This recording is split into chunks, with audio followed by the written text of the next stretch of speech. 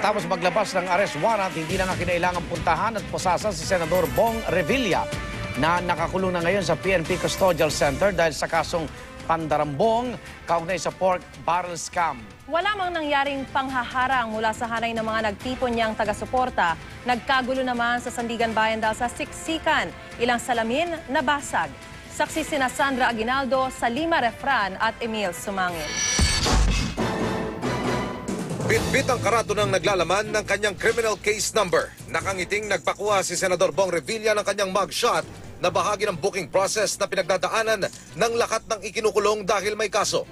Kalmado't nakangiti rin ang senador ng kunan ng fingerprints at lumabas ding normal naman ang kanyang vital sign bagamat mataas ang presyon na 140/90 ng isa ilalim sa physical and medical examination. Kwento ng mga nasa loob ng multipurpose center ng Krame, nakangiti si Revilla dahil kinakawayan siya at inaasar ng kaibigang si Philip Salvador na naroon din. Gwardyado siyang dinala sa multipurpose center sa Camp Krame kung saan isinagawa yung booking process at binigyan siya ng pagkakataong makasama ang pamilya bago makulong.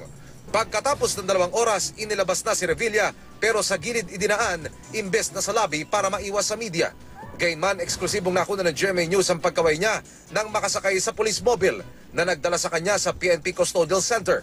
Alinsunod sa commitment order ng Sandigan Bayan, hanggang ipasok sa detention facility, pinalibutan si Revilla ng mga pulis. Maliit daw ang kwarto na nagsisilbi niyang selda at walang aircon kaya magdadala raw ng electric fan ng pamilya Revilla. At dahil pa rin sa init, I have to buy some of his things na kailangan pa ho niya. So dahil mainit talaga sa loob. Ang fear ko kasi yung may migraine attack siya pag minsan may times na dinadala namin siya sa ER. Sando, ice cooler, lalagyan ng yelo, ice pack, things that would help him in case na migrainin siya. Bago sa Krame, galing Sandigan Bayan si Senador Revilla. Nakangiti rin siya nang dumating sa kabila ng siksikan. Sinalubong kasi siya ng media, mga pulis at mga taga-suporta. Pero sa loob, lalong di na nakontrol ng mga pulis at marshal ang tulakan ng mga tao. Kaya nabasag ang mga salamin. Kasama ang pamilya, magandang disposisyon ang pinakita ng senador. Good. Thank you, sir. Thank you. Good. Thank you. Hindi siya pinapayagang magpiyansa ayon sa warrant of arrest para sa kasong plunder. Gayon din ang mga umano'y kasabot niya sa pagkubra ng kanyang pork barrel. Kabilang ang dati niyang legislative advisor na si Richard Cambe, pati si Janet Lim na pulis, pamangking si Ronald John Lim at driver na si John Raymond de Asis. Pero hiniling pa rin ng kanyang kampo na payagan sila makapagpiyansa na diringgin ng korte sa Huwebes. The evidence against him is weak. Actually, there is no case against him.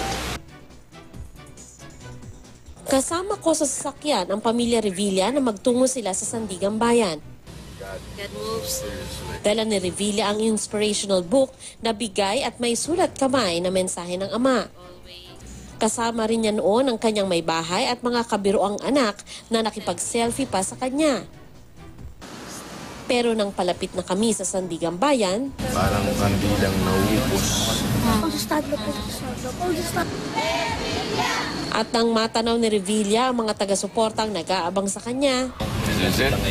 O si motorcycle rider. Medyo talaga nagtago ng kaunti yung mood nila. Parang kaya natin to pa.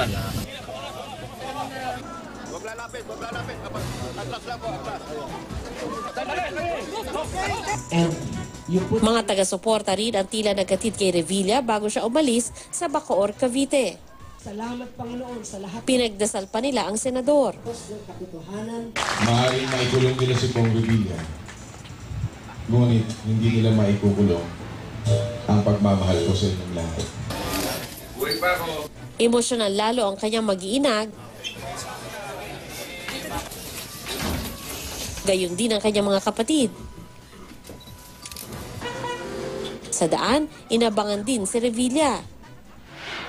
Dumaan din siya sa St. Michael's Church sa Bacoor at sumaglit din sa bahay ng kanyang ama. Pero hiniling niyang wag nang kunan ito ng media.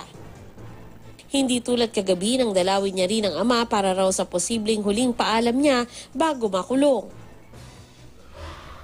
Ako si Sandra Aguinaldo, Ako si Salima Refran. At ako si Emil Sumangil. Kami ang inyong saksi.